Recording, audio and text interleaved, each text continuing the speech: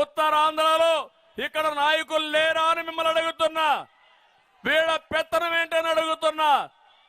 నేనున్నప్పుడు చేసింది ఇక్కడుండే ప్రజానీకం వాళ్లే పెత్తనం చేశారు. ఇక్కడుండే అయ్యన్న పాత్రుడు గారు లేకపోతే సత్యనారాయణ మూర్తి వీళ్ళు పెత్తనం చేశారు తప్ప బయట వాళ్ళు కాదు.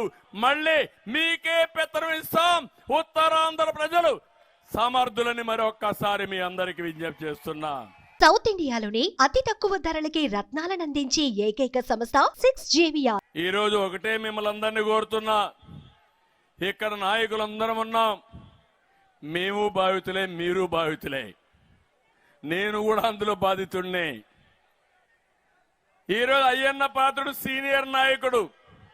కడాన ఆయనపై నిర్భయ కేసే పెట్టేశారు. Attempt to rape. ఆ వయసులో ఉండే ఆయన పైన రేప్ కేసు పెట్టారంటే ఏం చెప్పాలి వీళ్ళకి? బండారు సత్యనారాయణమూర్తిని కేసులు పెట్టారు.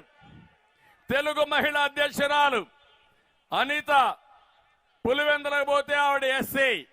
ఆమె పైన ఎస్సీ అట్రాసిటీ యాక్ట్ లో కేసు పెట్టారు. ఎంత గొప్ప నాయకులు తమ్ముళ్ళు వీళ్ళని మిమ్మల్ని అడుగుతున్నా. నేను అందుకే విమర్శించడం కాదు, మళ్ళీ ఒకటి హామీ ఇస్తున్నా. సంక్షేమానికి చిరునామా తెలుగుదేశం పార్టీ. అవునా కాదా? 2 రూపాయల కేజీ బియ్యం తీసుకొని తెలుగుదేశం. అవునా కాదా? బీసీలకు రక్షణ కల్పించింది తెలుగుదేశం. అవునా కాదా? అన్నా క్యాంటీన్ గాని, విదేశ విద్య గాని, ఇంకొక పక్క పండుగ కానుకలు గాని, అదే మరి చంద్రన్న బీమా గాని అనేక కార్యక్రమాలు తీసుకొచ్చాం. మళ్ళీ ఈరోజు చెప్తున్నాను, ప్రతి ఒక్కరికి న్యాయం చేసే బాధ్యత మాది. సంక్షేమ కార్యక్రమాలు ఉంటాయి, ఇంకా మిన్నగా ఇస్తాం, ఇంకా ఎక్కువగా ఇస్తా. అదే సమయంలో అభివృద్ధిని పరిగెత్తించే బాధ్యత కూడా మాదని మీ అందరికీ హామీ ఇస్తున్నా.